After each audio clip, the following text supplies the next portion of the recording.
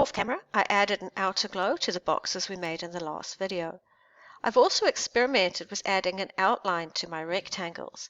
This wasn't successful because whilst it looks good on the right hand side, the image is over part of that outline, and of course if I were to try and move the entire rectangle so that it was above the image disappears and my heading is still in the way. If you do want to add outlines, one great option is to take your background layer, go to the hamburger at the top right hand side and choose to duplicate it. Double click and rename the copied layer, lock your original background, remove the extra spice background from our outline layer, and we can then move this outline layer all the way to the top.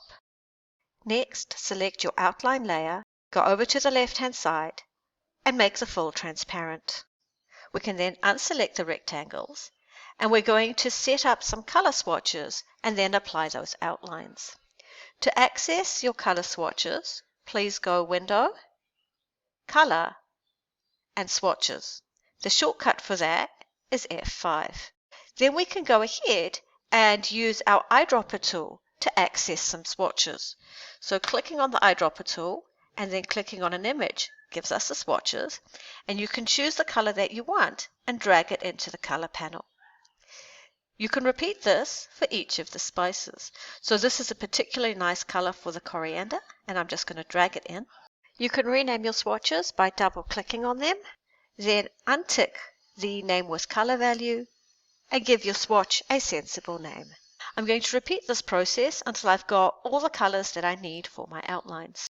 You can also create a custom swatch by clicking the plus, giving your color a name, and choosing some values.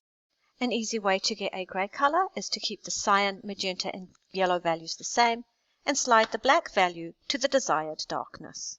Next, go to the Layers panel and in the Outlines layer, choose one of the rectangles. The next step is to move over. Click on the stroke or tap the X button so that you can access the stroke and choose the color that you want. At this point, I do have a very thin line around it. To make that line thicker, I'm going to go Window, Stroke, and adjust the weight. We want to remove the drop shadow that's on our outline box. To do this, go Object, Effects, click on any of the effects, and then untick the drop shadow and outer glow boxes.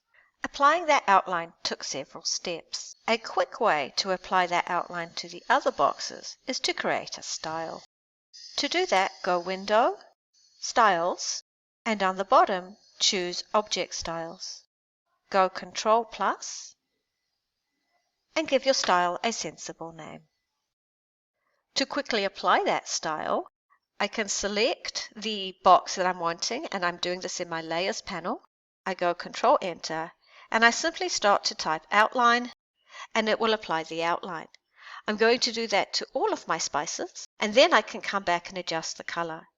If I prefer, I can use my swatch panel to apply the color immediately. The shortcut for that is F5 and you can then apply one of the colors from your swatch panel. And there's what my poster currently looks like. If you don't like the outlines, it's okay to hide or remove them. Note that in the assessment, trialing is something that you would do so that you can come up with the best possible design.